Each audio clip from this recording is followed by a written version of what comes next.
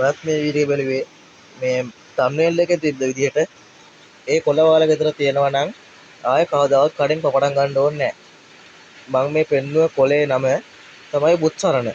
ඒ බුත්සරණ ගහක් ඔයාලා ගෙදර තියෙනවා නම් මේ මම අද කරන විදිහ පෙන්නන්නේ නැහැ. වොයිස් රෙකෝඩින් තමයි කරන්නේ. ඔයාලා මේ අහගෙන පුරවන්න හදන්න.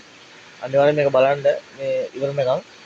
ඉස්සල්ලාම බුත්සරණ කොළ ටික කඩලා හොඳට හොදගෙන ඊට පස්සේ පාම් පිටියකින් අර මේ පාම් පිටි ටිකක් උණු වතුරයකට කලවම් කරලා ලුණු දාලා මේ හොඳට කලවම් කරලා බැටර් එකක් හදාගෙන බුත්තරන කොළ ටික ඒකේ පොඟව ගන්න ඕනේ හොඳට. හොඳට පොඟවගෙන මේ අර පුළුවන් නම් ඊට පස්සේ තෙල් එකක් රත් කරගෙන ඒකට දාලා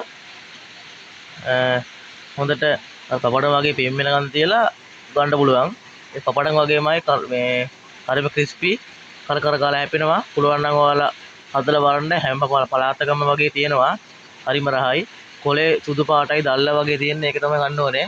බුත්තරන කොළ ඔයාලා දන්නවා ඇති මං thumbnail එකේ දාලා තිබ්බ ෆොටෝ එක ඔයාලා ගන්න. එහෙනම් අයබෝවන්.